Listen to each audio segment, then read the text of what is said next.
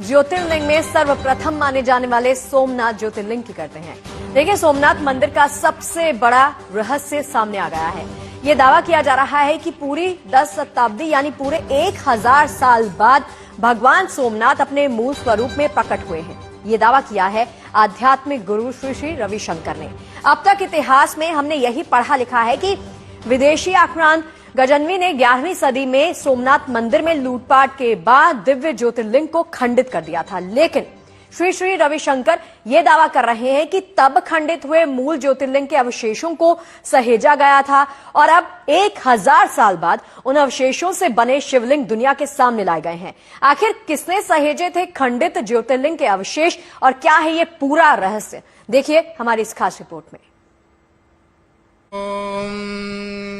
पवमानः सुवर्जनः पवित्रेण विदर्शनिः यः पोता स पुनातु मां पुनन्तु मा देव। वो स्पर्श नहीं होता था, वो तैरते थे। पुनन्तु मनवो धिया पुनन्तु विश्व आयवः जातवेदः पवित्रवत्।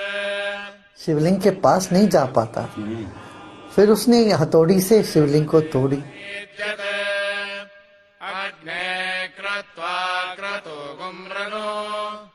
और वो भगवान ने अपनी इच्छा से आए, प्रकट हुए।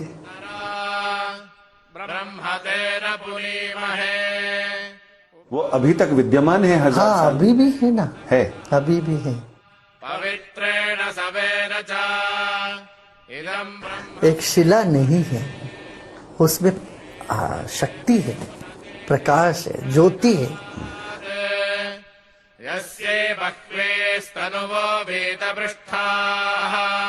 तो उसकी जो अंश थे उसको वहां के कुछ अग्निहोत्री ले गए।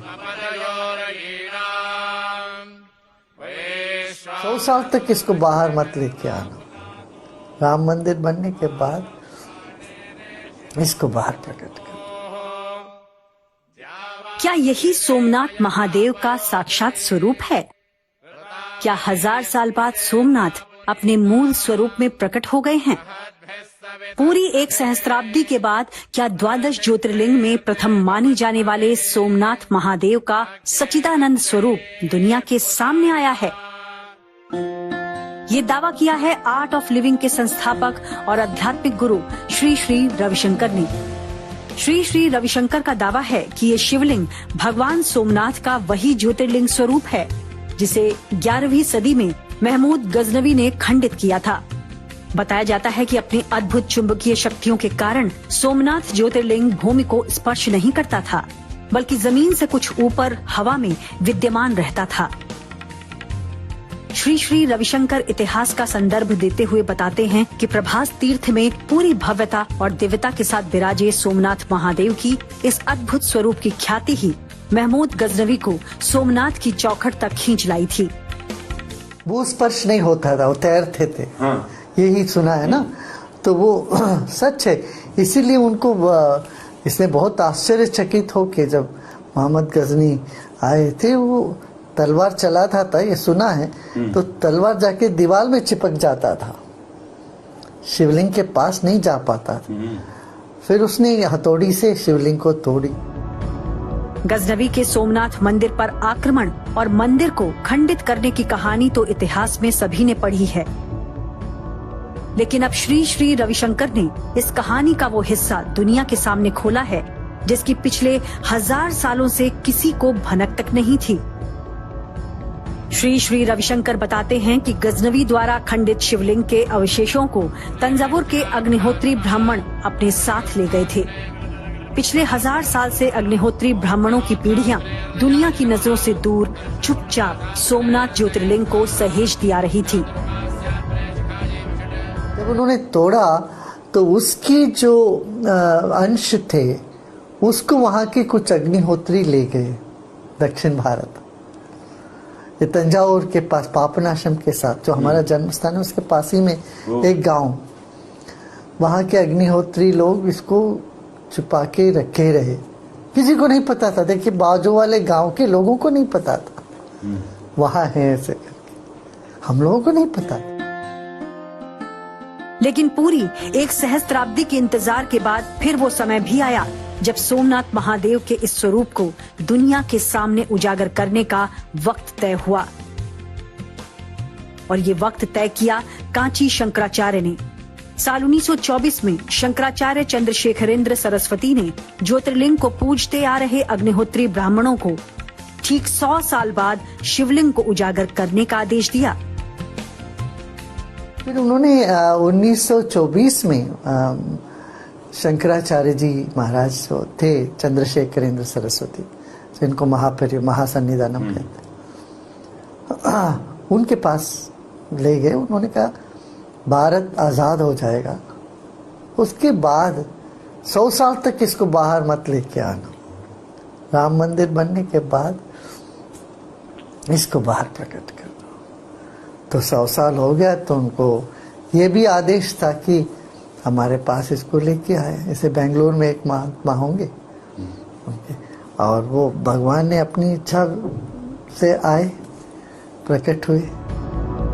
ये दावा किया जा रहा है कि मूल ज्योतिर्लिंग के अवशेषों से तैयार हुए इन शिवलिंग में भी वो अद्भुत चुंबकीय शक्ति मौजूद है जो सोमनाथ के असली स्वरूप में हुआ करती थी।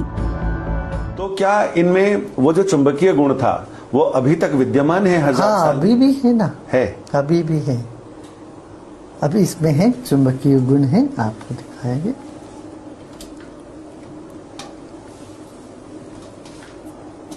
देखिए,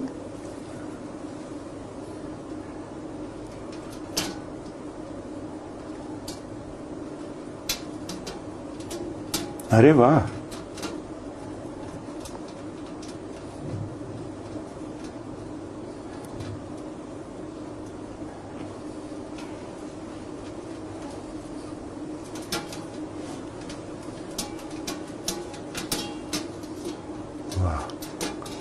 यही वजह है कि जो 12 ज्योतिर्लिंगों की स्तुति है, सबसे पहले सोमनाथ जी का नाम आता है। सौराष्ट्रे सोमनाथम जय श्री शैले मल्लिकार्जुनम। कालांतर में कई बार सोमनाथ ज्योतिर्लिंग के अवशेषों को सहेजे जाने की कहानियां दुनिया के सामने आती रही हैं, लेकिन तथ्यों, संदर्भ और आधारभूत जानकारी के अभाव में ये कहानियां लोगों की यादों से धूमिल भी होती रहीं। सनातन धर्म को मानने वाली पीढ़ियां सैकड़ों सालों से सोमनाथ ज्योतिर्लिंग के वर्तमान स्वरूप को ही उनका मूल स्वरूप मानकर पूरी श्रद्धा के साथ पूजती आ रही हैं। ऐसे में महाशिवरात्रि के मौके पर श्री श्री रविशंकर ने जब तमाम दावों के साथ ये शिवलिंग दुनिया के सामने प्रस्तुत किए तो देखने वाले हैरान रह गए। ईश्वर हमको चौंकाते हैं, जगाते हैं, बताते हैं, देखो जिस संसार में तुम डूबे हुए हो उतना ही नहीं है। ये तो इसका जो संसार है, ये जगत है, ये सिर्फ एक अंश है, मेरा ही एक छोटा सा अंश है। मैं इससे बहुत विशाल हूँ, अनंत हूँ। तो अनंत के ओर हमारी दृष्टि पड़े, इसलिए तरह तरह के चमत्कार दुनिया में देखने को मिलता है।